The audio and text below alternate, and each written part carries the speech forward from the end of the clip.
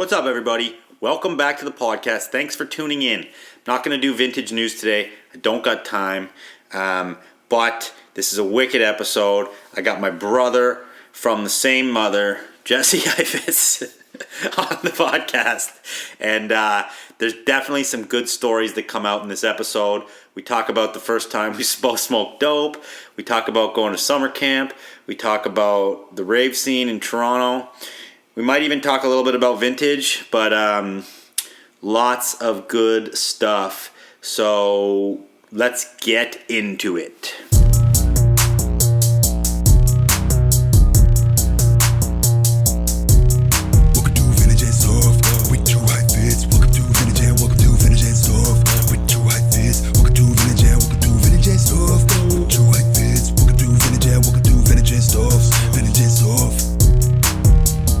Vintage clothing by the rack, yeah. Just check out my Insta, how you gon' argue with that? Everything you see I manifest. I'm an architect, I think I'ma run it back. We got vintage clothing by the rack. Just check out my Insta, how you gon' argue with that? Everything you see I manifest. I'm an architect, I think I'll have some of that. Yo, we're live, bro. Yeah, you got both the brothers here. Both the brothers. My brother from the same mother. And father. And father. That's a rare thing. A.K.A. Brose, Brodanian. Yeah. What other names we got for each other? Brubada. Yeah. Drewby. Yeah. Druzel. Jesta. Drew Dog. Okay, bro, let's get into this. Okay. How come we haven't done this yet? It's been too overdue. Yeah, because we're always so damn busy when we're together. I know. But this is the beginning of the Heifetz Brothers Chronicles, so Yeah. there'll be more episodes coming. Don't you worry about that. It's Saturday night at the Saga Hotel. We have some Saga news, by the way, everybody. They got rid of the fucking carpet, and they put down white birch hardwood laminate. Yep. Is that what that is? I think so. Pretty sure it's plastic. Oh, it's definitely plastic. They painted the walls, and they actually got rid of the interesting pictures on the wall that were covering holes. In random places. So that's, I kind of missed them already. Yeah, it feels really institutional in here. Like we're sleeping in a hospital. It's kind of fucked up and not really vibing with it. But like I said earlier, if you follow me on Instagram, I posted this on my story, that we will never ever betray the saga. Never betray the saga. That's part of the 10 rag commandments. If you're not familiar, we'll touch on those in a later podcast. The roots run deep here at the saga, people. Yes. Saga life. Yes, they do. We've stayed here through many staff turnovers. Oh man, many reincarnations of the saga. From the day one. We were coming to the saga before F as in Frank was named F as in Frank. Yeah. Right? Before F as in Frank existed. That's so crazy. I recorded Jace's podcast here, Rory podcast here. I recorded Chico's podcast here. Mm-hmm. Now you, bro. Here we are. This is it's like studio away from home. It is, man. It's everything, man. It's a recording studio. It's home. Yeah. There's other stories we could tell you about Landlord of the Saga, but we'll save that for another time. Yeah. Save that for another one. Okay, so if you guys don't know, me and Jesse have been working together since the beginning. We had separate businesses like when we first started, but then we joined in 2007.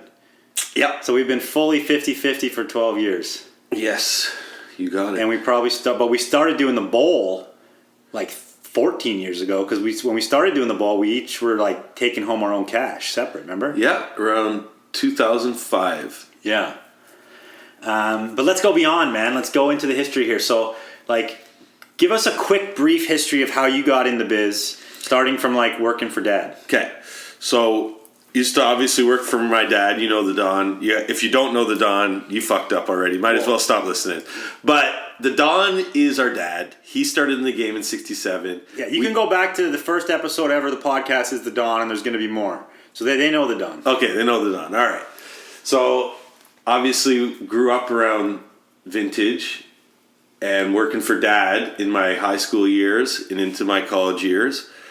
And I was working for Dad when he was opening Greener Pastures, which was a big store that he had in Burlington, Vermont. I was responsible for managing the picking staff in Toronto. One of the girls was named Madison that was working for Dad under me. And Dad basically stopped buying and moved to Vermont. At which point he said, listen, if you want to continue doing this, you know, you have my blessing. And he gave me a wholesale customer because he was getting out of the wholesale game. So my first customer was a guy by the name of Mark Thomas in Chicago, Illinois. He owned a store called The Alley, which is still there, by the way. And he opened another store called Jive Monkey, which was a vintage clothing store. And I was their supplier. So I kept Madison, and we partnered after Dad, you know, dissolved his company. And Madison and I were wholesaling to this customer in Chicago, Illinois. And we started wholesaling to some local guys in Toronto as well. One of which was 69 Vintage, a guy named Richard and his partner Jesse. If you were original eBay seller back in like the early 2000s, you would remember 69. They were big eBay sellers, right? Yeah, they were big Huge. eBay sellers, huge eBay sellers. So the internet was pretty new at that point. This was around 2000. And we were selling to Richard and Jesse. We were selling them tons of vintage t-shirts. And we would go to their warehouse to sell them t-shirts. And basically, through, you know, visiting them many times, we kind of got hip to the fact that they were selling all the stuff we were selling to them online. And then, you know, one thing led to another, and we discovered eBay and how fruitful it was at that time. And so we started doing eBay, and then eventually Madison and I split and dissolved our partnership, and I continued and built a big eBay business, which was initially called VQA Vintage, but this is way before F as in Frank. And yeah, I had Vintage Quality Alliance. the Vintage Quality Alliance, and that was, you know, I had Mom managing the eBay staff, and I was just strictly sourcing and buying all the time. And one thing led to another, and yeah, here we are. Yeah. Okay, so that leads me to my next topic, the invisible t-shirt. The invisible t-shirt. So I was selling on eBay for a while, and I had my... This is actually before VQA. This was between... This is your first eBay run, right? Yeah, this was between when Madison and I split. Just what year are you thinking? This is like 2003-ish. Yeah, okay. And I had my friend Nick running... Shout out Nick Prentice. Shout out Nick Prentice. Shout out Todd McMillan. Todd and Nick were living a few doors down from me in Parkdale, basically, in Liberty Village in Toronto. We grew up together, and Nick, I got Nick working for me, and he was running my eBay, so I'd be out ragging all day, and he'd be sitting in my office posting t-shirts all day. So we started getting really weird emails over eBay, like people requesting, like, one guy tried to buy Nick's underwear one time. I remember that. Like, Nick's a looker here. Nick's guys. a looker. Nick's a looker. They were loving those tight '80s T-shirts in that era, and they were loving Nick's sexy bod, I guess. Yeah, they were. So we were having a laugh one day, and we thought, hey, why don't we try to sell an invisible T-shirt? And so we just posted a picture of Nick shirtless and put the invisible T-shirt up on eBay, and it sold for a lot of money. But obviously, refund, instant refund. But that is a good social experiment, man. The invisible T-shirt. That was, man. Maybe if you guys are looking for a fun challenge, you can all go try to sell invisible T-shirts on eBay. Yeah. Just keep the money. Keep the money. Yeah. How can they open a claim on the invisible T-shirt? There's no tangible evidence against it. It's very true. It was uncharted waters at the time, so we didn't want to fuck with it. This is these were like glory days of eBay, right? I remember when I started was like even probably might have been even 2 years after that. These it were was glory even days. glory days still. Oh so. yeah, dude, it was glory days. You could put up any talk to 80s. the glory days, man. Like, well, we were we were able to sell pretty much any 80s tee on eBay. Yeah. 90s wasn't even a thought. 90s wasn't We were even just a out thought. of the 90s. Oh yeah, we was just out of the 90s. It was just Like after the 90s, a couple of years after the 90s. So we were selling 70s and 80s tees online, but you could sell any 80s tee. Like you would sell like the Virginia Beach with the seagull 80s tee online for 15, 20 American dollars at the sometimes time. 40. Sometimes 40. You know, you were selling.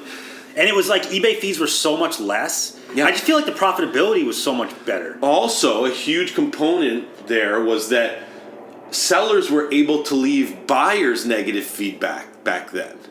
True.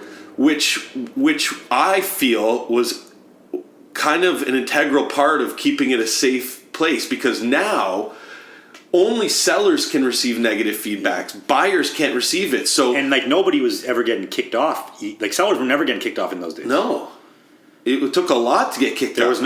There was no fucking Metallica or Rollins band trying to like copyright infringe on people back then. The only ones we used to get was Hell's Angels. Yeah. Hell's Angels always had a great legal team, and so if you tried to put anything HA up, they'd always get taken down. But yeah, those were the glory days, man. Those were to the glory days, man. big time. Okay, let's get off this vintage train here for a minute. Let's talk about skating. Okay, What's your first memories? of skating. Yeah. Shit. Getting fucking rad, getting hesh. Yeah, I remember Rob Strauss. I traded him a board for a freestyle board. No way, like a Parallelander. Yeah, dude, back in the day. I'm pretty sure it was a Vision. And you're probably like, this is interesting, but had no clue what the premise of that was. Very true. And like you'd watch Rodney Mullen get down like on a skate video or Parallelander, and you're like sick. Yeah. And then you'd try anything like that, and you're just like, this is fucked. Like thinking the board, like thinking this little skinny little board is gonna like start making you do handstand, fucking twirly bird finger flips and shit. Nah, not the case, man. Massive amount of like core and upper body strength. And you're lucky if you can do the kickflip varial on the grass. That's right. In those days. But yeah, I remember skating. Do you remember when Dad brought us boards from ASD show? Yes. One had like a pink. They were both pink, or was one green? No, I think they were both pink. They were both pink. Yeah. It had a dragon. Thanks, Dad. Thanks, Dad. Shout out to Don again. Go back to Yeah. that first episode. Yeah. Yeah. Two hot pink boards. So he must have gone to the ASD and saw that like skating was trending, because this would have been like 1987. Yeah. I remember because I got my first pro board 88, which was the Steve Sayaz. Yeah. Oh, these fuckers are here. Oh. Okay, we're pausing this. We're coming back to this later. We'll pick up where we left off. Okay, so Are we back? hold on. Yeah, we're back. What's up, y'all? We're back. Sorry. back. We got waylaid by Chonker John. Sean John. That is my nickname for them, by the way, Sean John. Yeah, and Rory. And Rory. Roaring 40s, roaring 20s. Yeah. The Roaring Forks. Who also is on 2 episodes ago. Go listen to that. But yeah, back in the saga here, and we're getting back in. So where did we leave off? Skating. Talking about skating. What was your first pro deck? My first pro deck, Lance Mountain hieroglyphics board. Fucking On sicker. Powell Peralta. It was silver, like a gray silver body, obviously with the black print. Sick board. Yeah, the hieroglyphics. It's like him on a. It's hieroglyphic. It's like a cave painting of like two guys like walking. Super with famous one. There's skateboards. tons of tees of that. I have the T-shirt of that graphic. It's famous, man. Yeah. Sicker dog. That was my first pro board. My second pro board was the Steve Caballero, the Dragon. Oh, sick. Another fucking famous board. So the first one I got was my Lance Mountain, which I believe I got either at Cupolos in Niagara Falls or Suds in St. Catharines, Ontario. Yeah. Shout out Sud Skates, super OGs in the Ontario skate scene. They had a park back in the day, and like he basically ran our whole like region for skating. Big time. Yeah.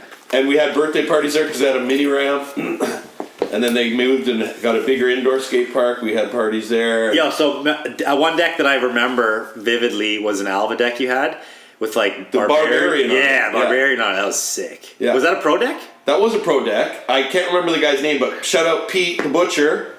Pete's Meat. Prime Minister Pete. Nice. Why?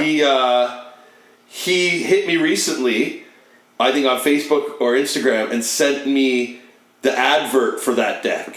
Oh, sick. And he determined what the guy was. I can't remember.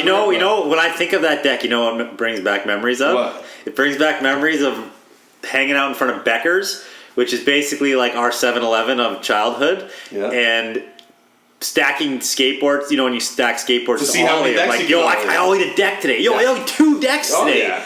And like we would just sit there outside of Becker's between freezies, ollieing skateboards. Fuck yeah, man. And I remember Becker's, you had that by deck. the way, guys, if you're listening to this, was like our local spot. Like Drew said, it was like this Canadian 7-Eleven back in the day before we had 7-Elevens in Canada. Which was like it was like your corner store, but also like the dairy, like Becker's Dairy. Yeah, they sold milk. I mean, back in the they sold all your staples, but they had a slushy machine or whatever, or freezies and Freezies, shit. yeah, and Jungle Juice, and it was in a strip plaza, and that was our skate spot because we grew up in a little town. There was only cement parking lot that had curbs and shit. And our strip plaza was Becker's, like Hallmark or something. What was beside it? It was like a store that sold cards and shit. There was an IGA maybe. IGA. Then right beside that was Heavy Duty Pizza. Yeah. Which is our local pizza place. On the other side of it was the Royal Bank. And then they had a donut diner. Donut Diner was there, which was a donut coffee shop. And then there was another corner store that was in front. Avondale's. Yeah. Weird that you had Avondale's and Becker's in the same plaza. I know. Those were 2 head-to-head competitors. Yeah, big time. Sick skate spot. Had some wax curbs in the back. Used to rip it up. Just the low curb. Yeah. They had these weird banked curbs too, remember? Yeah, because they were just straight curbs, but then they filled them in so that people could get their bikes up. Which is because they were so steep. It was like, so it didn't make any sense for a bike. Weird. Whoever did that, you're an idiot. You're an idiot. Fucking spending tax dollars. If you're going to spend tax dollars to make a skate spot, make it right. Make a fucking skate spot. Yeah, man. come on. Yeah. I remember trying to steal the curbs from the back behind there before, but they... Oh, we could put them on... We got... Oh, because we would double stack them too. Yeah. So we moved them to double stack them where we got to the level of a double stack curve. Hell yeah. Which wasn't long, by the way. We were at that level pretty quick. Oh, fuck. And then once we started smoking weed, that's where we just hang out behind Becker's and smoke dope. You pretend you're going skating just to get stoned. Yeah, dude. Okay, so let's talk about that for a little bit here. Okay. I remember... Okay, so the first time I smoked weed was... here comes the blame, guys. Totally your fucking fault, bro. Was at Camp of Champions in Whistler. Yeah. 1993, I believe. Summer of 93. Okay. Jesse and I went to Camp of Champions. So I would have been 15. Or 14 turning 15 that summer, probably. Yeah, and I would have been... Oh, no, then it would have been 94. Because I would have been 13 turning 14. Okay. So 94. I'm pretty sure I was 13. First summer that I properly got drunk. First summer that I smoked weed. Mm-hmm. And basically the only reason we were... Well, I mean, you were already smoking dope at that point. Mm-hmm. Like, when was the first time you smoked dope? Remember it vividly, actually. I was with Todd McMillan, Alan Plutt, Quentin Knapp. Quentin Knapp, yeah. I think Dan Plomish was there. And it was like the fall time of maybe grade 8. So that would have been like 92 for you. Yeah, like 92 or 90. Yeah, 92-ish maybe. And we went and smoked a few joints, actually. Probably shit weed, because I didn't even get stoned. So they say you don't get stoned on your first time. Yeah, so we smoked a few joints. We walked down to Butler's burial grounds. And we walked into the woods. So that was another hangout dope smoking spot that was like literally... It's a heritage. John Butler was his name or something? Colonel Butler. It's his actual grave site because he's a famous war hero from the War of 1812. Yeah, so this is a heritage spot in the town we grew up in that turned into just a dope smoking spot. Totally. Brewing bots. Yeah. Brewing bottle tokes, which if you don't know is when you take a cigarette and you get a little piece of hash on the heater, on the cherry, and you ram it into a small hole in a bottle, and then you suck the smoke back. It's pretty shit. Yeah, and when you do it out of plastic bottles that were definitely not, like, what's that shit that they don't put in plastic bottles anymore? Salt. Definitely had that in it back in the day. Oh, yeah. And we were just burning it and inhaling that plastic all the time. So anyways, That was the first time I smoked dope. And I remember I didn't get stoned and I was thinking, what the fuck? And then... What a ripoff. So then the first time I actually got stoned was with Benji Bacall. At the fucking Grateful Dead? No. Oh. It's before that, when we had a ski chalet at Hollywood. Oh, I remember. In the snow fort. Yeah, we built a snow fort. This is how stupid and young we were. We were young enough to still be building snow forts, yet we thought we were old enough to start smoking dope. So, go figure. What a bunch of fucking dumb kids. So Benji brought some hash from Toronto to Niagara, and then we went for the weekend to Hollymont to go skiing at our ski chalet. Dad was away, so Mom brought us, you, me, Benji, Whitney, to the... Whitney is our sister, by the way, to our ski chalet in Hollymont. We built a snow fort out in the yard. Literally, I remember it was like right out the front door. 20 feet out the front door. Built a snow fort. Somehow, Benji had brought the hash, which we obviously smuggled across the border, unbeknownst to my mom driving. And then he learned how to brew bottle tokes from some kids that he was going to school with. We got stoned, and I got fucking stoned off this hash. And we walked, literally, probably 10 minutes after getting stoned, we walked right back into the ski chalet. Right to Mom. And you're fucked. And I was fucked, and Mom called it right away. She was like, you're fucking high. And I was like, fuck. And then, so worst experience ever, she sent me to my room. I was basically grounded at that point. Separated me and my best buddy Benji at the time. Sent him to another room. So my first time getting stoned, I basically got stoned and lied on the bed staring at the ceiling, thinking about how fucked I was and how much trouble I was going to get in. It was the worst fucking high, worst experience ever. But it definitely didn't stop me from smoking more dope. Oh, man. Okay, so back to summer of snowboard camp. Okay. Yeah. That's the first time I got high, because our counselors were Sean Johnson, Sean Kearns, who made the whiskey movies. Who was the big, tall dude? Bannock. Bannock was there. Who else do you remember? There was a blonde-haired dude that had long blonde hair, and he was in the whiskey films too, and he was kind of like a rager guy. Like Boozy the Clown? Yeah, it might have been him, or But... Yeah, the whiskey movies were the precursor to Jackass and the precursor to any of those, like the genre of like doing dumb, idiotic, drunk shit on film. Yeah, it started in Canada. I don't care what anybody says. 100%. Johnny Knoxville and all that owe it all to Sean Johnson, Sean Kearns, and that crew. They were snowboard skate videos with like just unedited drunken shenanigans, like crazy, breaking bottles over your head, like riding dirt bikes through fucking malls, whatever else, all kinds of dumb shit, trying to do a backflips off buildings, fucking being idiots, smashing bottles over your head. Who, by the way, what was the guy's name that you bought a snowboard off of one year? Oh, Chris Brown. Yeah. He was a pipe digger for the camp. Yeah, and then he went pro at some point, and like he's still around Vancouver. I don't really see him; he's not in the scene anymore. But so a couple things about that. So we were the youngest guys in our cabin, which was actually a fucking condo. They put everybody up in so condos. I guess get how fucked this is. You go to a camp and they're like, okay, here's your condo. Your counselors aren't even staying in your condo with you. Completely unsupervised. You're just going to meet them in the morning and go snowboarding, and then you get to go back to your condo with a bunch of other fucking 14, 12, 13-year-old kids. Do whatever the fuck you want. And then to top it off, if you want alcohol, just ask your counselor. They'll go buy it for you. Or dope. So we were, our first year, because we went 2 years in a row, our first year we were put up in a place with one dude that was from like Sudbury or Northern Ontario. He was kind of an oddball, long hair, but he was a sick shredder.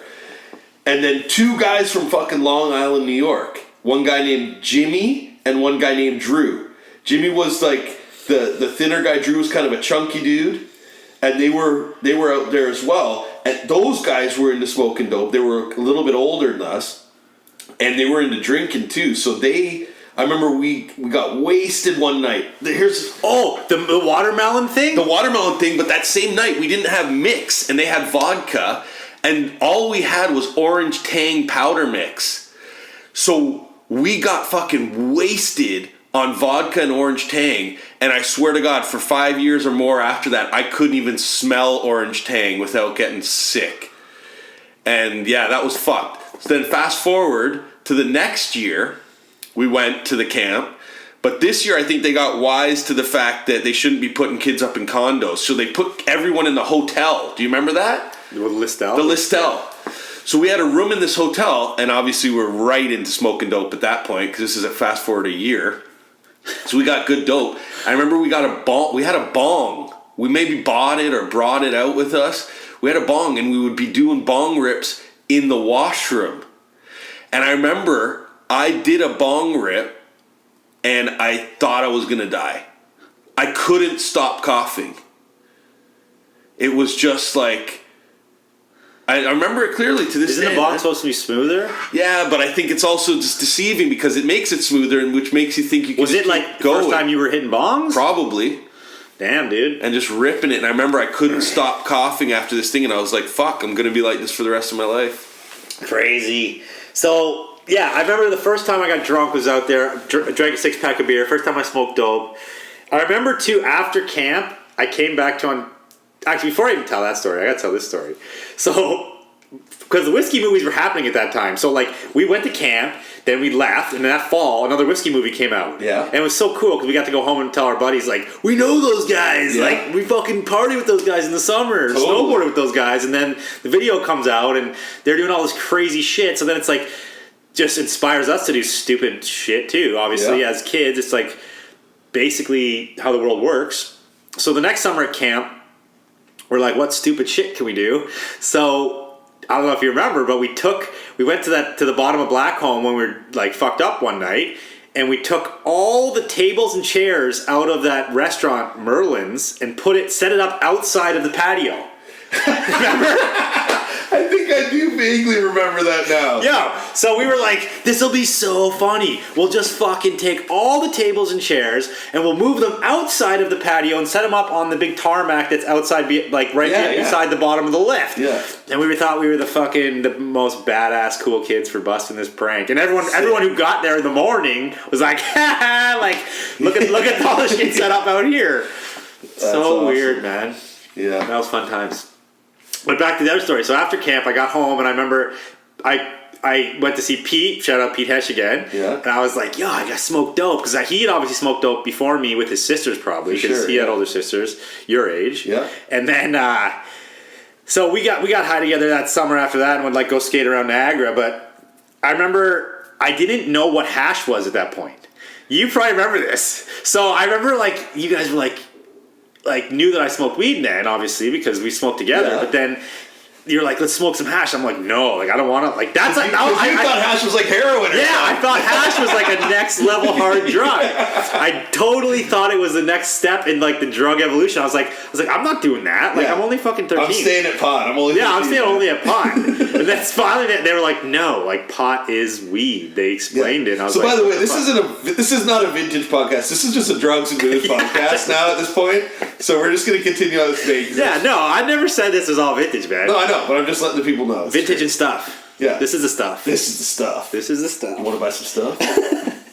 So then, needless to say, then it was game on for bottle tokes once I realized it was fucking It's just a different form of weed. Just a different form More concentrated.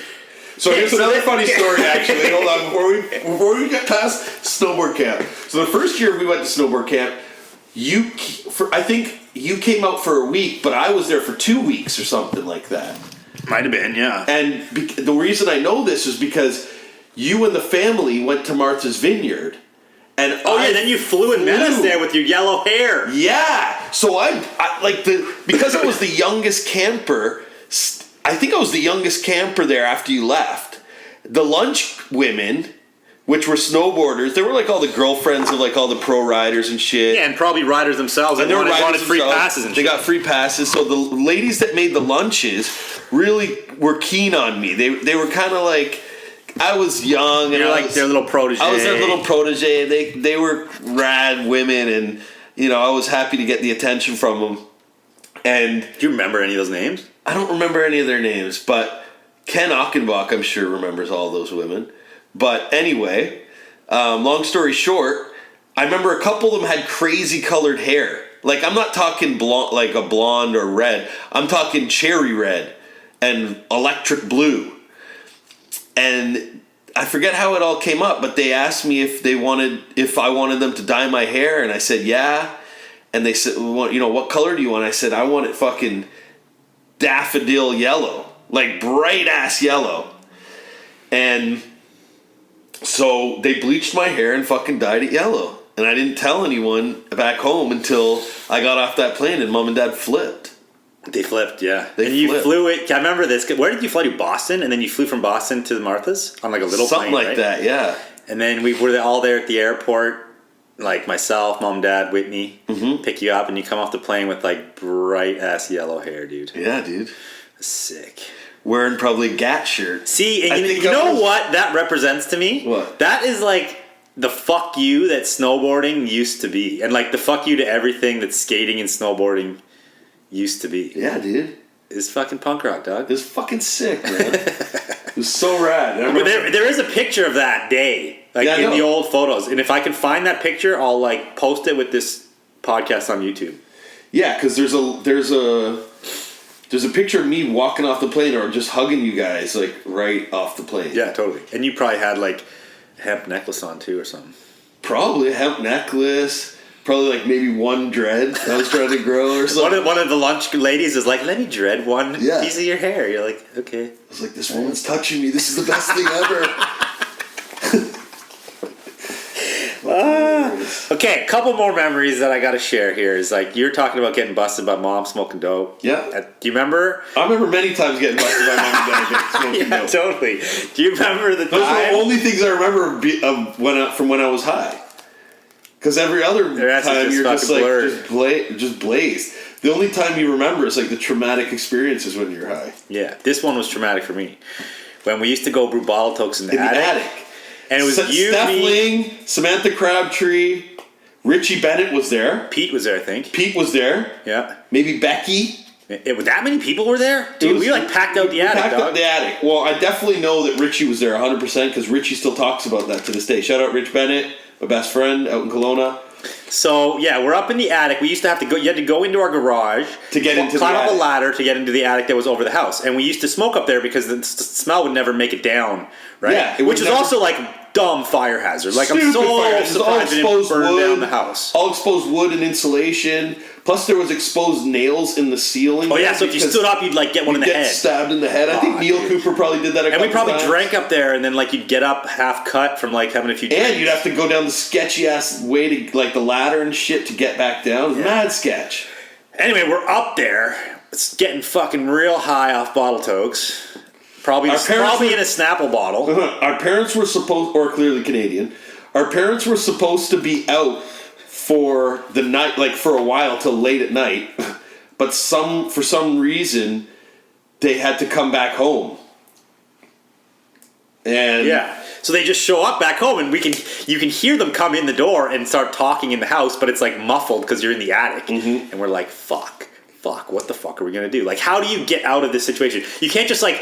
Hindsight, we could have like dipped out the back. Was it night? Was it dark out? I don't even remember. It was like in that late afternoon. Yeah, so we could have like dipped out the back door and like pretended like we just had come home. But I think the conundrum was we were supposed to be home, so they were like, "Where the fuck are we?" Yeah. So anyway, we just basically were like, our only option is to like just come out clean, right? And be like, come downstairs, admit what we did.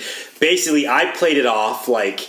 That was my first time smoking dope. I was like, I tried it. It sucks. I hate it. This is the worst. I'm never smoking weed again. And they're like, Drew, go to your room. Jesse! Because they think you've learned your lesson. Yeah. And then, you probably got shit on for that. Reamed. But in hindsight, you should have been... You fucked it up so much for me. For getting... Like... So, to all the younger siblings out there, you know my pain here. The older sibling fucks shit up because you go and get busted for stuff. Yeah. And then parents know what to look for. Yeah. And why I'm going to do it. It's like they know what to look for when you get high. Mm-hmm. They know what to look for if you're going to sneak out of the house. They know what to look for, like, I don't know. They just expect you to get fucked up at school or in trouble at school. In my defense, dude, I had to... You're just living your life. I was just living my life. And someone had to do it. Like, I had to be this fucking test dummy, right? Crash test dummy. Like, I had to fucking... Like, I've never been stoned and come home before. I'm just going to wing it. Yeah, dude. Maybe I get busted, maybe I don't. It's true, and you probably gave me pointers at that point too. Drew, if you're gonna come home fucked up, you gotta like go in the side door. You gotta get toothpaste and rinse your mouth out, and like really scrub your fingers good. Yeah. Tell mom and dad your allergies are hitting. That's why your eyes are red. Get some Visine. Yeah, get some Visine. Yeah. I remember a fucking story where you fucked it up for me. What did I do? Because we used to sneak out a lot, and one night you fucking. Mom and Dad somehow figured out that you had snuck out. We couldn't find you. And me and Dad made me go in the car with them. When I was at Eliza's house? When you were at Eliza's trying to bang her or something. And this is mad late at night. I'm there stuck with Dad. He's flipping out on me, trying to make it my problem that you're not at home. And we finally found you. That night I didn't even sneak out. That night I said I was sleeping at Wilson's. Oh, there you go. You did a bait and switch. But Wilson, shout out Wilson Pruitt. I said I was sleeping at my buddy Wilson's, and then what happened was we both said we were sleeping at each other's house. Classic moves. Everyone's done this. Come on. If you don't know that move, you're sleeping. Yeah. Say you're sleeping at your buddy's. They say you're sleeping at your house. It's a flawed plan, by the way. You can't do that. You got to at least have 3 people involved. It only works in a certain age range so the parents don't check up on you. Yeah, exactly. Anyway, and then we were sleeping at my girlfriend's house, Eliza's house. Ooh, yeah. Oh, yeah. And then Dad comes through and, like, breaks up the party right when I was getting it on. Yeah. Not good times. So, yeah, I definitely fucked that up. But we used to talking about sneaking out. Our house was, like, 3 levels, this modern house. I used to just park the bike, like, in the side before I went to bed. And then I'd sneak out like the sliding doors and like tiptoe out the side of the fence line, and then boom, be out. And we would go like, it's so bad. We used to go to PO, our school, so you'd probably tell your parents you're going to bed at 11, and then be like, I'll meet everybody at 12:30. No cell phones this time, so you can't be like, if you sneak out and your other friends don't sneak out, you're just out at night alone by yourself, like just riding your bike around town in a small rural town. Yeah. Ready to get kidnapped. But the good thing is most times it happened, and we used to go take acid and just hang out at the schoolyard. Yeah. And this is probably 13 years old. Yeah, and it's fucked that back then we could be out ripping around town at that late at night, and no one would be like, stop their car and be like, what the fuck are you kids doing? Why are you guys out? Like, I bet you even at some times we'd probably like hide. Because there'd probably be, like, the chances of you seeing... someone you know. Yeah, like 1 in 5 is going to be, like, one parent's friends driving by at night. And then you're totally fucked. Yeah. I used to sneak out a lot. Were you home the time that Susie babysat? No. Oh, you weren't there? No. Okay, where the hell were you? I was away at school pro. Oh, that was your first year at high school. First year of VA. Yeah. So that was grade 11 for you, and I was grade 9. Yeah, I was grade 9. So grade 9. Okay, parents go away. This is fucked, by the way, guys. Buckle up. This is fucked. I'm going to leave names out of this part of the podcast. We have a babysitter for people's security and safety. We have a babysitter who's like in her probably like I guess she seemed a lot older. Probably. Yeah, but I'd say early 20s, but she seemed like that because it was so much older than we were. Yeah, because I would have been 14. The age gap then was different. Yeah, it seems older. So she was like a friend of a babysitter. A friend's babysitter who we had taken on as our babysitter. My parents were going away, so they let her watch me and my sister. Jessie was at high school. So obviously you're away. It's me and like all my homies. We're like 14 years old. We're skating. We're into getting drunk at that point, into smoking dope, into doing acid, obviously. Turns out the babysitter is super down with it. She's like, this is awesome. We get to party the whole time your parents are gone. So my sister was home even, which is so crazy. Which is fucked, because you got to think, what was she doing? I guess we just put her to bed and had a fucking rager at the house. Yeah. We put my sister to bed, who was 5 years younger. So she was 9 years old. We're like, Whitney, just go to sleep. Or maybe she even had a sleep. She probably had a sleepover. She probably had a sleepover at a friend's house. And we just invited like the whole town to the house. Everyone's on acid, like getting drunk, smoking weed. Like, I remember we were like hotbox. We had a sauna at the house. Everyone was hotboxing the sauna. Like, which is in the house, not even like out by the pool or anything. Shout out Tim Bala. Shout out Tim Bala. Pete's there, Corey's there, Neil Cooper's there. I thought we were leaving names out. I'm leaving some names out. Okay. The important names. Okay. I'm not mentioning the babysitter's name. I remember there was this guy Chibi from St. Catharines. This is when we started to hang out with like kids from other high schools, and he had like purple and green dyed hair at the time. And he fell asleep on something. Yeah, Shayna, our dog. Yeah, he fell asleep on the dog. And the dog got dyed pink and green from the kid's hair. Yo, this shit is copyrighted, by the way. So, first of all, don't try to write a script about this because this is our real life story, all right? We got royalties on this. Seth Rogen, that goes out to you too, buddy. So, wake up, the dog's friggin' purple and blue, and the house is trashed. And we're like, you know, parents are coming home that day, and it was actually pretty epic time as a kid because you're like, we just got to rage with the babysitter, and like she invited over some of her older friends, and she was hot babysitter. And yeah, they were hotties. Hot babysitter, smoking hot, dude. So another part of the juiciness of this story is it turns out my buddy, who was my age, 14 at the time, was banging the babysitter, which none of us knew at the time. It was a super secret, but it came out like 5 years later when it blew up in her face, and she got like shunned from all these families because she was banging the 14-year-old kid. But we'll leave those names out. But shit, get it while you can, boys. Oh, this is only the beginning of these stories. There's so many more stories. So many fucking stories. This is part one of a series. I'm just saying it right now because we got stories, man. Good stories, man. Yeah. So that was fucking some fun times, man. Let's bring it back around here. Let's do a 360. Let's get into some rag stories, man. All right. So let's talk about the rags a little bit. Like, not like in depth or anything, but like where I want some funny stories you got, or interesting or weird stories from the rags. Well, like weird fines or situations that have happened. Okay, sure, yeah. I remember one time at this rag house in Toronto. It was actually the only Eastern European owned rag house. It was owned by some Polish people, and it was down in Etobicoke. And one day they opened a 1,000-pound bale and a fucking grenade fell out. God damn. And everyone was freaked, so they had to they shut the factory down. They had to call the bomb squad, who brought in a fucking robot to get the grenade. Turns out it was a dud grenade anyways, like a... Empty. Like something you buy at a surplus store. Yeah, like something you buy at a surplus store. But they couldn't take the chance. Another fucked up story. And this only happened, I don't know, 8 years ago maybe. That a guy... One of the guys working the baling machine got his fucking neck broken because he went to push the shit down in the baling machine and the pusher dropped on him. Dropped? Dropped on his head. Like it was a malfunction? Yeah, it was some kind of malfunction. Fuck.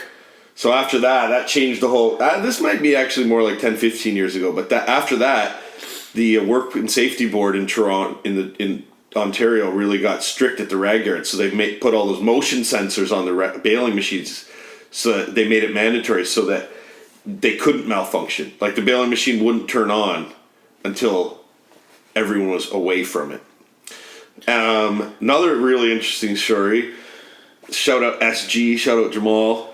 We're going to have to edit that out. It's closed. SG's gone, dog. Long time. Okay.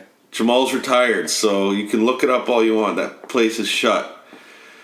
And God rest her soul, Jamal's wife, who's left us now, but one time at a rag yard, I seen her fucking hit one of the employees. Yeah. Are you serious? Smacked one of the ladies. Wow. That place was run like the fucking Taliban, though. Those employees, half of them didn't speak English. Like smacked in the face. Yeah. Half of them didn't speak English. Half of them didn't fucking know even that there was labor laws in Canada. And so they ran that shit like fucking ISIS. That's crazy. Yeah, it was fucked. That was the most craziest rag house ever. If that shit went down in any of our businesses or like any business, you'd get sued so fast. Yeah. People didn't even talk in that rag house. They screamed. It was the most hectic, unhealthy place to work. But, you know, I worked there for a long ass time. What else? That's something about the rags that most people don't understand is like you got to be fucking tough to work in a rag because it's not a pleasant environment 90% of the time. No, and it's not run like a normal business that you're used to. It's fucking Wild West. Some of the rag owners, bar most of the people that we work with, are fucking not good humans. and they're really hard to fucking work with. No. Now, you know, Some are this great. isn't my words. This is the Don's words. My dad, our dad. But this is a quote from the Don. Rag dealers are the lowest form of human beings on the planet. That is a direct quote from the Don. And there's a lot of truth in that, because they'll dash you to the side for an extra nickel a pound, a lot of them. But it's cutthroat. But yeah, anyways, moving on. I found, what have I found before? I mean, I found obviously, tons of incredible vintage clothing over 20 years that I've been doing this, but I found like a bag of Coke in a, or I assume it was Coke, like a little baggie with white powder in it. I found hits of acid and pot before. I mean, there's been crack spoons. We have one in the drawer still. Syringes, like all kinds of weird shit like that. I remember Pete Nice found the shitty Levi's. Oh, yeah? Like that someone had explosive diarrhea in it, and they were just dried up like shit all over. I mean, you'll see like dead rats and mice sometimes. But I got a funny story, cringeworthy story. Once at SG, shout out SG, I wasn't there this day, but I heard about it very shortly afterward. Apparently a woman found a duffel bag with, I was told, upwards of $50,000 cash in it. And she gave it to the rag dealer. She gave it to Jamal, whom turned around and didn't give her a fucking red cent. That's so grimy. Yeah, so that's the kind of people rag dealers are. Not all of them, but a lot of them. That is such a interesting... I've thought about this scenario before. Yeah. I've talked to you about this scenario. We talked about it last month. Yeah, we talked about it last month, and it's like, here's the conundrum with that scenario. It's like, that person found the money that was in something. It's not the proper... Well, I guess everyone has to make up their own decision of what was right in that scenario. Right. Because Jamal bought the bail that had the bag. He owns it. He owns the money, right? Yeah, he owns it. But yet he had no idea that it was there. It's kind of like... I mean, I guess it's Jamal's fucking money, man. It is his money, but here's the thing about that. He should have at least... It could have gone in a fucking bale to Africa. Yeah, could have gone in. That lady is the one who had the foresight to open it and figure it out and turn it in. Yeah, because typically, like when the ladies will check all purses, all bags, all pockets even, because they'll find 25 cents, 50 cents, $1, $10, yeah. and that shit adds up, and usually get to keep it, right? Yeah. They get to keep that. So like if you put out a rule at your rag yard that says keep the money in the pockets, and then you find 50 grand, and all of a sudden the rule changes. Yeah, it's kind of whack. That's kind of whack. But I think it's just an integrity thing. If someone's going to bring you that, and they have the integrity, and they're truthful and honest enough to bring you this duffel bag, when they could have easily put a fucking huge stack of that in their bag, or they could have taken that to the lunchroom and fucking put all the money in their backpack and just fucking no one's the wiser. But they were honest and brought it to you. Then you hit them off with fucking $1,000, $1,000, man. $5,000 even. That's 10% of it. Yeah, crazy. But anyways, yeah, that's this weird brings me to another thing I wanted to mention that I've been thinking about a lot. Well, actually, I think about it all the time. Is just stealing in general, because when you're a kid, you like steal a candy bar here and there, and you don't really think shit about it, right? You're like, this is what you do. Like we used to go to Kennedy's, and steal candy bars. Oh, I always felt fucking shifty about it. Like I never felt chill about it. Yeah. And then and then as you get older, you start to be like, that's kind of whack. But then so a lot of people get the mentality like, I'm not going to steal from a buddy, but I'll go steal from a store, or I'm not going to steal from an independent store, but I'm going to steal from a corporate store. Yeah. And they justify that being like a different level of crime, or a different level of moral whatever choice, right? Right. But what I'm saying is that shit's all whack. And I don't think there is any difference between stealing from your buddy or stealing from Home Depot or stealing from Walmart. In the end of the day, you're still stealing from somebody. Like even those big corporations are attached to people. 100%, and someone has to be accountable for it. So you may think you're stealing from a big corporate chain like Home Depot, but someone's going to be at that Home Depot is going to have to be accountable for that theft or for that loss. Yeah. And also, like, you look at, like, as we've grown in business, it's like, we're a corporation. are we at a level where people think it's, like, justified to steal from us? I was just going to say, we're a corporation now. We're a family-run business, but we are legally a corporation. And if someone thinks by stealing from F as in Frank, it's no big deal because it's some big corporate thing. Nah, man, you're taking money right out of our pocket. You're taking money out of our employees' pockets. Yeah. And the ability for those employees to make more money and just the whole system. 100%. So I want you guys all out there to think about this and think about, like, where your moral compass lies and what your choices are based around that. But stealing in general... Stealing is stealing. Stealing is stealing. It's whack. There's no integrity in stealing. And I'm a firm believer in karma. Be good people. And that shit will come back to you. It will come back. 100%. Moving on. What do you think? I don't know. I don't really have much direction, man. You're my bro. We just kind of shooting the shit here. So I mean, do you have any, like, epic picks you want to tell about? I got a crazy one, actually. Well, I've got tons of crazy ones. Not a dig, but like a pick. Or do you want us to talk about? You can talk about dig? No, a pick, like at a rag yard. Yeah, okay. Yeah, it's kind of a pick. It's kind of a fucked up story. Okay, sweet. There was a place called... Can't remember exactly the name. I think it was called KW Textile. We don't need names anyway. It don't matter because this place is gone. Yeah, okay. I'm trying to make give provenance to the story. This is real shit. Like, I'm not just making this up. Pretty sure the place is called KW Textile. Look it up. It's gone. It was in Kitchener, Ontario. It was a rag house. It was owned by a lady by the name of Amina. She was Somalian, and her husband, and twos actually. She had a brother that was also Somalian, obviously, in Kitchener, who had another rag house in Kitchener. They're both gone. There are no more rag houses in Kitchener, Ontario. But anyways, I used to drive 1 day a week from Toronto all the way out to Kitchener, which is an hour and a half to 2 hours each way. And I had 1 day a week at this rag yard. There was one other company that was picking there, and it was like a consignment type of store that was somewhere out in, like, the Guelph, Kitchener, Waterloo area.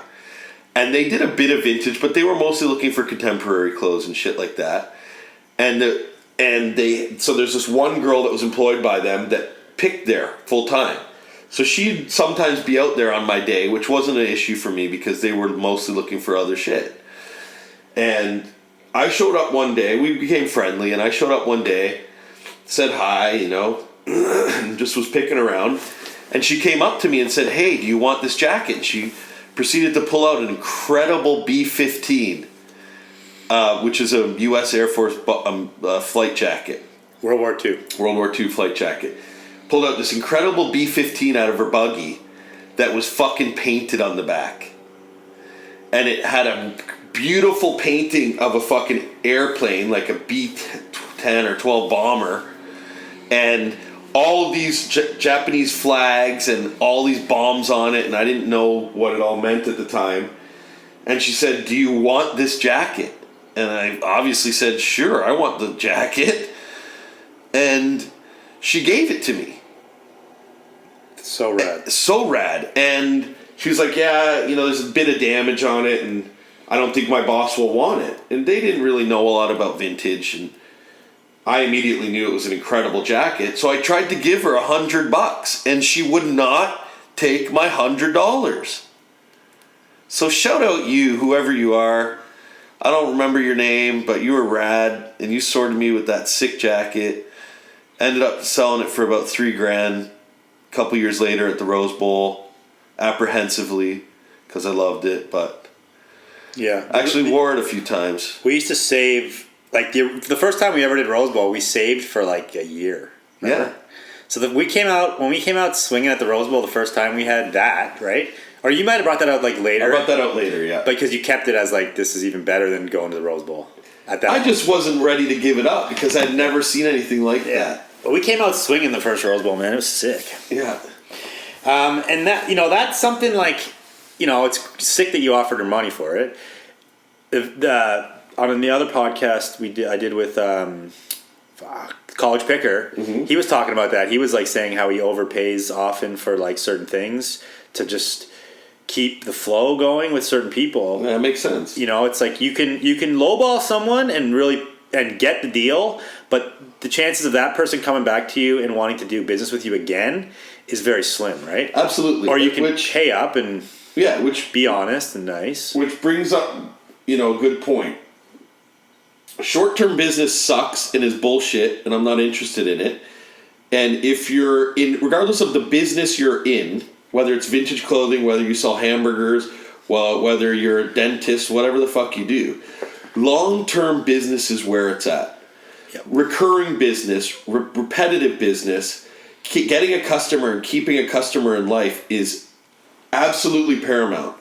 And the same goes for business like vintage, where you're buying and selling. Would you rather lowball a guy on a rap tee just because you can and get that one shirt or whatever you're into, if it's Lion King tees or whatever the hell it is, lowball someone for that one shirt and get that shirt? Or would you rather pay him a fair price, maybe even more than they're expecting, and have that guy excited to continue to bring you shit? Yeah. And go out and get that guy pumped on digging and sourcing for you. So think about that. Yeah, it's like you can make $200 on this one shirt one time, or you can make $100 on 100 shirts all the time For life. Yeah. What would you rather do? 100%. And this is like it goes for everything. It's like you got to think long term. I said this before on the podcast. You got to be thinking what you're doing today in your business, is it going to benefit you in 10 years or 5 years? Think about that and think, the choices I'm making now, am I building something that's going to be here and benefiting me in 5 to 10 years? Yeah. And then you should base a lot of your decisions on that. Absolutely. Especially in this changing environment in our industry where there's so many buy-sell trades popping up. If you brought a shirt into a buy-sell trade and they offered you $5 and you went back a week later and saw it on their rack for $75, would you be inclined to continue to bring them stuff? The answer is no. You would bring it somewhere that's going to pay you fair rate, be fair with you. So be fair with people, and it will pay back in spades. Yeah, just like the karma thing, just like stealing, just like karma of being good comes back to you. If you put good energy into the world, it comes back to you as good energy. You put 100%. Shit energy into the world, it comes back to you as shit energy. Absolutely. Don't start the shitacano. Yeah. The shitacade. Yeah. Anyway, so that leads me into my challenge for the week, challenge for the podcast. I mean, I missed a few challenges. I'm not doing challenges on everyone, but I did do a challenge for this one. All right. Okay. Something that I've been thinking about a lot lately is, like, in my own business, in our business, is customer service. Like, we're really going to do a push this year on Frankie to just crush it on customer service. Get our shipping out, like, same day or next day. Reply to all DMs. Be super kind. Kill them with kindness. Really, like, be there for people's questions and concerns, and just be there for people, and just be like the leaders in that industry in customer service, and treat our customers good, because without the customers, you're fucked. It's like, it costs you so much more money and time to go acquire a new customer than it is to keep an old customer. Remember that. It's very, very important in business. It's way more expensive to get a new customer than it is to keep an old customer. Yeah. So my challenge to all you vintage sellers is to start focusing on being good to your customers. I find that the average typical Instagram seller right now, especially the kids with heat, think that because they have heat, they can be complete douchebags. Having cool t-shirts does not give you an open ticket to be a fucking douchebag. Think about if you had cool t-shirts and were killing it with kindness. Think about how much above the other guy that's going to put you. Yeah. Because the other guys are going to be fucking douchebags, because most of them are. Just because someone inquires about a t-shirt, and like, I see people calling people out in the DMs all the time. It's like, look at this asshole who DM'd me and ghosted me, or look at this asshole who like did this in the DMs. It's like, in the end of the day, these people are how you make your money. Mm-hmm. If you're gonna call them out and solo out people and fucking give them shit on publicly on your stories or something, other people see that and go like, I'm not even gonna DM this guy if I have the chance of getting like ousted in the DMs, Right. or ousted on the stories. Yeah.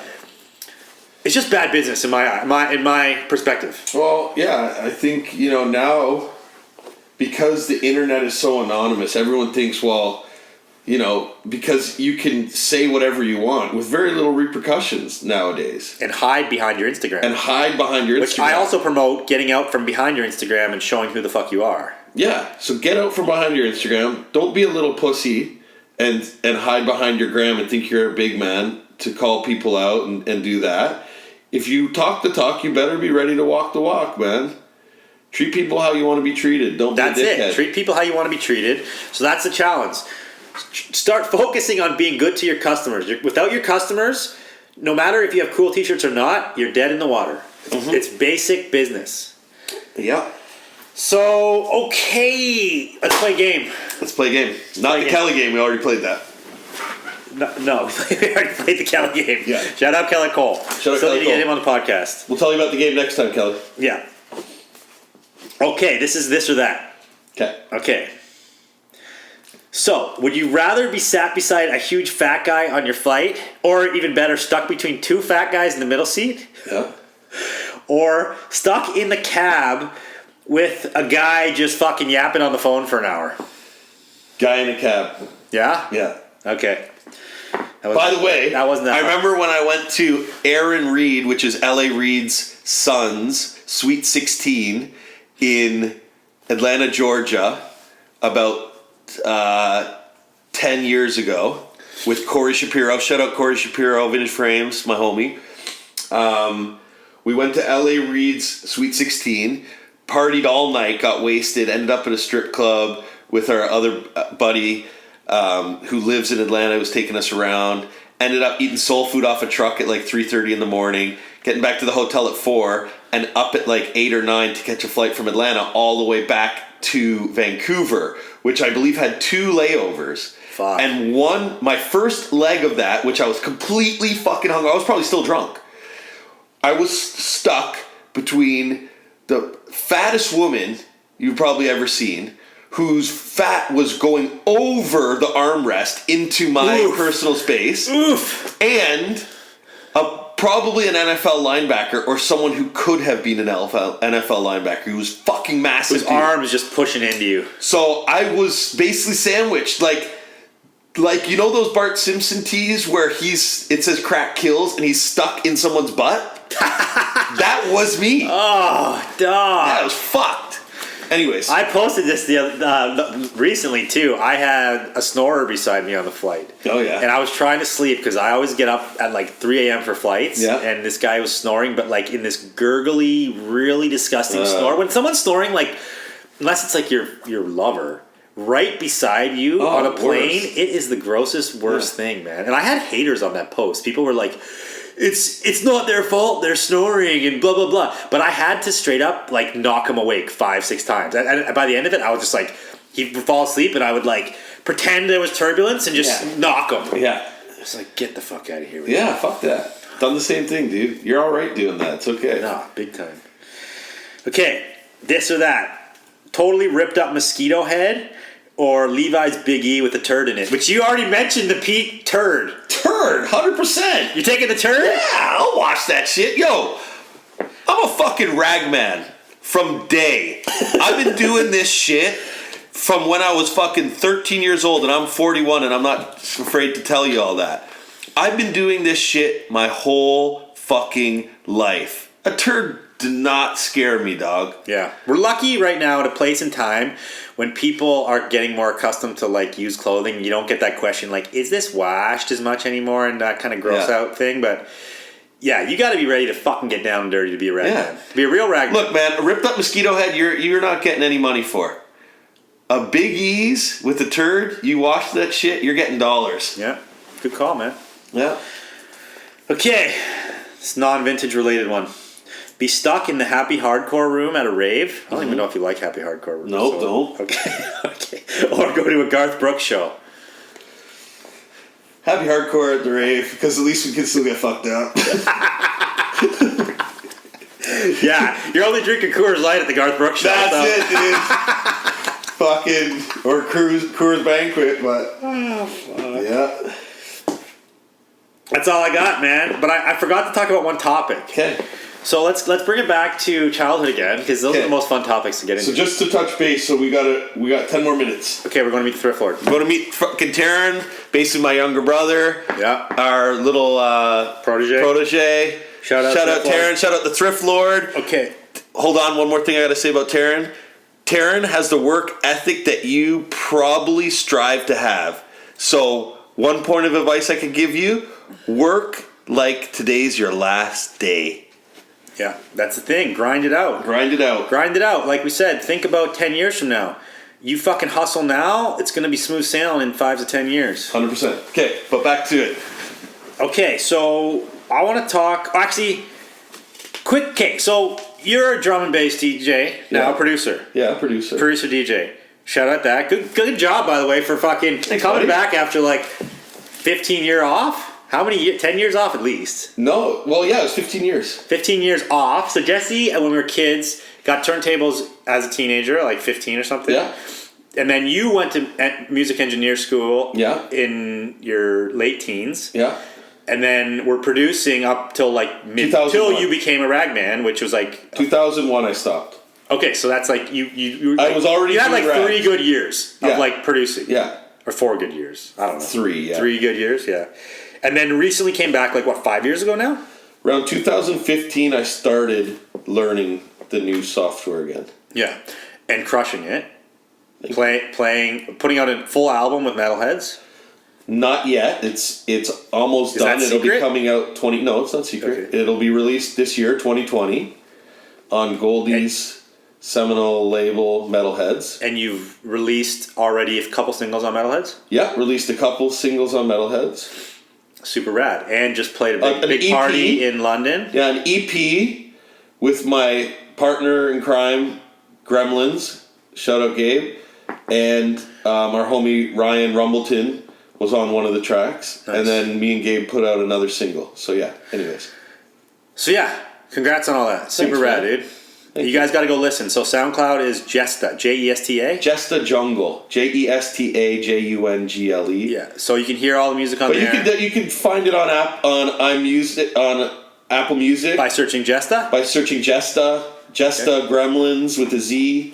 Yeah, you'll find our stuff on there. Lots of other labels. Shout out Rupture. And if you don't even know what jungle music is, because some of you probably don't even know, go listen. Yeah, just go on YouTube educate and just yourself, because it's not new, and this shit is vintage. It is vintage, yeah. It's got roots. So that brings me to the roots. Okay.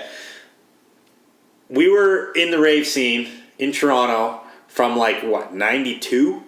No, 90. My first big rave was 94. Spring of 94. So then I probably wouldn't have gone till like late that year. You were going in 94, but I think we went to some smaller ones. You went to a couple before I went, though. Okay, so 94. Mine was Renegades 2. 94. Yeah, okay, so 94. So I was 14, you're 16. So Toronto at that point had the biggest rave scene outside of the UK. Correct. Like, and it's weird because at that point, I didn't think about it in that light at all. And I don't think anybody knew at that time because the internet was not happening. No, the internet didn't exist. Yeah, so you never got to see. So I kind of assumed that every big city in America had a big rave scene like that. Yeah. Because it was just like you didn't know if they did or not. And like we went to a party in Boston before. Went to a party in other towns. They weren't raves. They were clubs. It was like a club night. We went and saw DJ Rap in Boston. But Detroit, Chicago. I mean, Detroit had a techno scene, but it was way different because it wasn't jungle. Huge. It wasn't jungle. It was techno, and it wasn't. There was not a big drug influence on it. Yeah. Chicago though did. Chicago had a huge house scene, underground party scene, which was closely associated with the gay and lesbian community. Back then. Yeah, and then I talked to Garrett G-Man about this. Shout out Garrett G-Man. I'm going to get him on the podcast soon. He's like a super OG in the skateboard scene in Vancouver and Canada in general. And streetwear scene. And kind of in the world. I mean, in North America anyway. But he was the guy who brought Fresh Jive to Canada. Yeah. And Fresh Jive was marketing themselves at that point through parties, which were like raves in LA. Yeah. but they weren't like our raves. He said they weren't like drug influence either. Yeah, I mean, I never experienced it firsthand. Liz Baca, shout out Liz, shout out Mike, was deeply involved in the LA rave and the LA and the San Fran rave scene from an early age. I should get Liz on it. Liz would be good to Liz talk would be about the great. rave scene. Yeah. She could tell and you. like the differences between the scenes. Absolutely. I mean, I don't know if she could tell you the difference. But I would certainly, know, right? you would know. She could tell you what it was like here. Yeah. There were some big parties in the 90s here in LA. Yeah, well, even, I was year 2000, but Erratic was like, I went to a big rave for the Millennium in LA. Oh, no shit. Yeah, because I did a post like, what did you guys do on the Millennium? Right. So that was happening. Yeah. But yeah, so these raves you'd go to and you'd have to meet at a location. Yeah. They would have a flyer, and the flyer would say like 11... Shuttle starts at 11 o'clock at Nathan Phillips Square. Or they'd have a hotline, a lot of them. So you had to call a phone number without your cell phone because nobody had one. You'd go to the payphone, call the hotline. The hotline only got set up that day. Yeah. Because they were avoiding... Sometimes not even till that night, not until 9 p.m. Yeah. With a recorded message telling you where to meet if you needed the bus, or where to go to if you were driving to the party. Yeah, and sometimes there was not even availability to drive there. They wouldn't tell you where it was. That's right. You had to get the bus. Yeah. Or some people would go to Nathan Phillips and follow the bus. Yeah. And then I guess the word would probably... Well, no one had cell phones, so it wouldn't even have got out. It was all... Just so the listeners understand, these were all illegal parties, warehouse parties. There was no alcohol at these parties, but they were all-age raves. Some of them drawing thousands of people illegally. And this was a tactic to evade police. Yeah. So they would throw these parties in the suburbs. And we were young, so we didn't even know what fucking suburb we were going to because we lived outside of Toronto at that point. They drive you out. Sometimes it was about a 40-minute to an hour and a half drive from where they pick you up in the bus, and they would literally rent school buses and just fill them, and everyone was just fired up in these buses to be going to this party. Oh yeah, and they'd be looping all night. Yeah, and then you'd get to the warehouse, and it was just like usually at least a 2-room event. Yeah, 1 room all house music, 1 room all jungle, and sometimes there'd be a 3rd and a 4th room. Chill out room. Yeah, chill out room. And there'd be like sometimes there'd be a breaks room or a techno or trance room. Yeah. Yeah. And it was just good times, man. Just raving all night. Sick times. Take some E's and dance till you fucking melt down. Drop acid or take E and just party all night. But back then it was like wild, man. You'd have everyone there. You'd have emo, like obviously emo or / goth people before that was called that. Yeah, way before. You'd have like candy ravers. Yeah. You'd have skaters. Yeah, you'd have skaters. You'd have kind of like the hip hop kids, like they would come, because they got into the drum and bass scene too. Yeah, and there was remember we went to one rave where was it Souls of Mischief? Souls of Mischief played at a rave, and there was also a rave at the Science Center, Maestro Fresh West. Yeah, that was so sick. Yeah, they were bringing hip hop acts in, and you'd get Ginos and Ginas coming, like the real Italian and Portuguese kind of like dudes wearing the full Adidas suits and shit. Like it was drawing everyone, and there was never violence. Everyone would get along like brothers and sisters, and it was a fucking sick ass vibe. Totally, such a good time. And then it became this thing where, we went. There was a good crew of people from our town. Our town was an hour and a half away from the city, so for us to go to the raves was already a mission. Yeah. And then once a rave would hit, or once a flyer was dropped, it's all the whole crew could talk about for like the month or 6 weeks 2 months leading up to that party. You'd be like, "Yo, you going to Renegades too? Yeah. Yo, like Kenny Ken's playing, this playing, like," and it was like the hypest thing. I remember that whole year. It was always like either like talking about the last rave or looking forward to the next rave. Yeah, totally.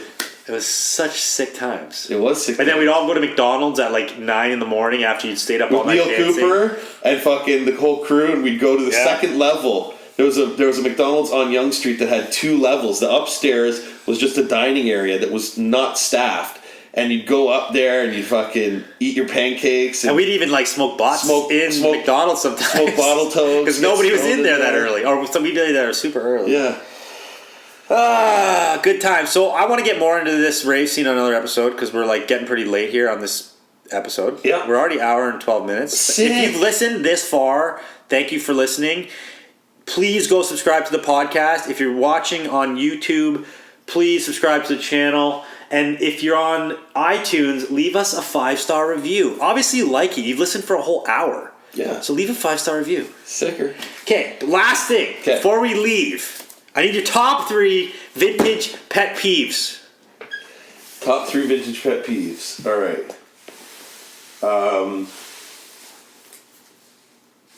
Okay. Massive one here. When you have those annoying customers that always lowball you, but when they have something you want, they're fucking through the roof on Full price. ticket. Yeah.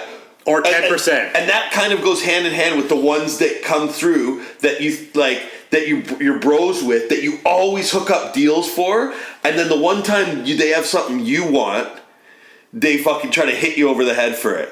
If that's you, fix up, man. That's some bullshit. If I've been sorting you deals for years and you're holding something that you know I want, you better fucking sort me out, man. Yeah. So that brings me to like the one more pet peeve is that people that know that you collect something or it's like your vein of and they product, hit you up with yeah, it. and it's like this T-shirt to any other person is a $30 T-shirt, but because you know that It's I love it, $100. it's $100 to me. Yeah, and it's like that is so ass backwards. That's and some that bullshit. happens with like, you know. By the way, I'm super grateful for everyone who like now because I'm doing all this content gives me free stuff. If you've given me free stuff, so I'm so grateful. Shouts out to you guys. But then there's the people who will send me a snowboard T-shirt, and because they know that I'm probably the only person out there that buys snowboard vintage, literally nobody gives a fuck about snowboard. They're trying to hit you on the head. Hit me on the head with it. I know. Okay, so let's hear your number 2 pet peeve. Fuck. Oh man, I wish I would have prepared for this because I got some real grievances here with the community. Shit. Like, I mean, there's a lot of pet peeves I have, and it's kind of like you'd have to break it down because there's like rag pet peeves, like at the rag yard. There's like Rose Bowl pet peeves, you know. There's like all kinds of different. Okay, what's pet a Rose peeves. Bowl pet peeve?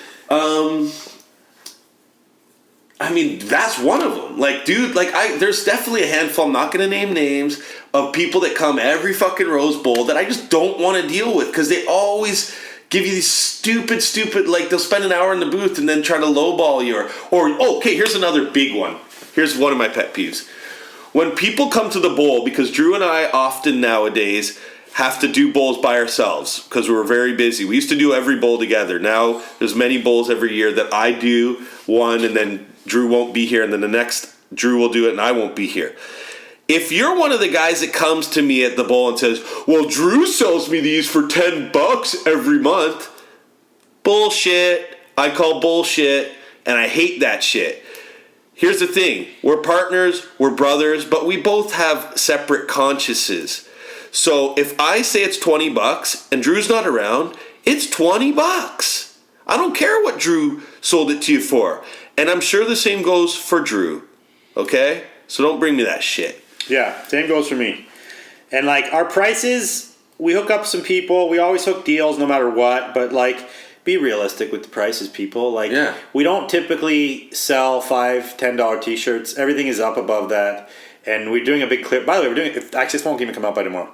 But yeah, you know, don't come lowballing. We don't sell $5 T-shirts, so don't come to our booth for $5 T-shirts. But we're also reasonable comparatively, which brings me to my next pet peeve. People who bring things to the bowl and price themselves sellers that price themselves way out of the market just to fucking show off your shit. Keep it at home, man. Nobody cares. It's fucking annoying. You bring the same fucking T-shirts every month just to fucking show that you have them. This isn't a pissing contest. It's a business. So if you're in it for a fucking popularity contest, it's not worth it, man. There's other things that could get you more popular. Yeah, and that's the same thing as like, you know, just because you have cool T-shirts doesn't make you a cool person. 100%. Like, you know, you still got to treat your customers with respect. Yeah, respect. Put some respect on my name. I mean, we all use the chum thing. We all put the chum out there. But the difference between us and everybody else is like we're willing to sell the chum. Yeah. We call the chum the tent hangers. The tent hangers, yeah. You know, we want the sharks to circle. Yeah, it draws them in, but they're all for sale, man. Yeah, they're all for sale. And if you come up with the right price, we also price the chum at a going rate price. We don't make a $500 tee $800 as chum because it's just stupid. Yeah. And it makes you look like a dickhead. Last thing. Any last words of business advice? Any like last words of wisdom? From 100%, absolutely, absolutely. Treat people. We've said it already in this podcast, but I'm going to reiterate because a lot of you need to be told numerous times. Treat people the way you want to be treated. If you're going to be a dickhead to people, trust me, people are going to be dickheads to you. That's just a fucking rule. If you don't agree, you're wrong. Secondly, if you want to be successful in this business, do not become attached to your inventory. That isn't my rule. That's the Don's rule. He's passed it down. That's a direct quote from the Don. Do not become attached to your inventory. And this also goes hand in hand with my last pet peeve. If you're bringing out the same fucking stupid Tupac shirt every month and you bought it priced at $750 and it goes for $300, don't bring it out anymore, man. Yeah, collections and inventory are two separate things. Two separate entities.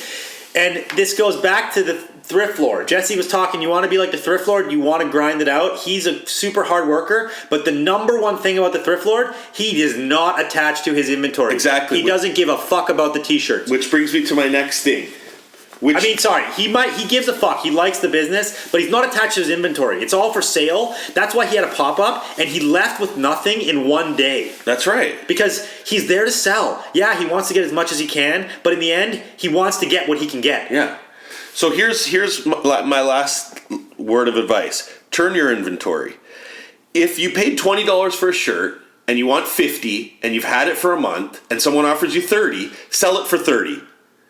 Even though you think it's worth $50, because your perception of worth isn't realistic. You've had it for 2 months. No one gave you $50. Yeah. As long as you can make a profit, turn it. Even if you come out clean with no profit. If you bought it for $20, you aren't able to realize what you thought it was worth, and someone offers you $20, get out of it. Take the $20, go buy other stuff. Keep your money working for you. T-shirts don't work for you. Money does. Buy, sell, buy more, sell. Yeah, it's also, it goes even deeper than that. This is like now a flow of energy. Hoarder mentality, and you watch that show Hoarders, they fill their house with shit. It blocks the energy. It like blocks their life energy, not just the energy of that stuff. You have to give to receive. You have to let things go to get more into your life. When you have too much of hoarding, you block more things to come into your life. So let it go. Would you rather sell 100 for 30 or wait on 20 of them to sell for 50? Yeah, exactly. Go sell 100 at 30, and the energy flow, it's like you've made people happy, you go buy more inventory, you make more people happy, go buy more inventory, make more people happy, and keep it moving, because that is how the world works and energy flows. Yeah, so here's something to ask yourself. Are you a business or are you a collector? Because you can't be both. You can collect and be a business, but they're two separate things, like Drew said. Inventory is separate from your collection. Yeah. You either decide if you're going to be a business or if you're going to be a collector. But you can't be both at the same time, like in the market. Me and Jesse both collect. Jesse, by the way, where's the polo video? Everyone wants to know. Sorry, guys. So the polo video is gonna the polo videos. It's not gonna be one. It's way too much shit. But it's gonna be a series. It will happen. I'm sorry if you've been waiting on it. Life happens. Circumstance. I just wanted you to say that because people keep grinding my gears. So you collect polo and probably a few other little things. Mm-hmm. I collect patty and t-shirts that I like, but when you start to just collect because it's a grail, that's not really collecting. All you're doing is hoarding the things that you know everybody wants. Yeah, it makes no sense. You could be like, I just collect all kinds of things that are worth the most money. That's not a collection. Because you don't care about. You can't care about all the grails that are worth money. It just can't be your style. 100%. So like you gotta curate your collection, collect one vein, one genre, and why would you collect the things that are worth the most money? Those are the ones you can make the most money off, and then go buy more shit. Like collect something that means something to you, or that you can try to later manipulate the market with and make other people believe in your vision of what you thought was cool. Okay, lots of advice, lots of stories. Advice. But by the way, on a final note here, with all the negativity that just don't want to put that image out there, I love you guys. If you guys need anything, DM me at Jesse Heifetz. Be happy to answer questions. And I'm actually a really nice guy. So if you see me out there, see me out at the bowl, please feel free to introduce yourself. Say hi. Love to meet you. Love to sell you a shirt or a pair of pants. And yeah, have a great life. Be happy, not crappy. We did rant a little bit there, but I think it was positive. So thank you guys once again. Appreciate it. Follow the channel. Follow along. More podcasts dropping soon. Signing off. But for now, we're out. Peace.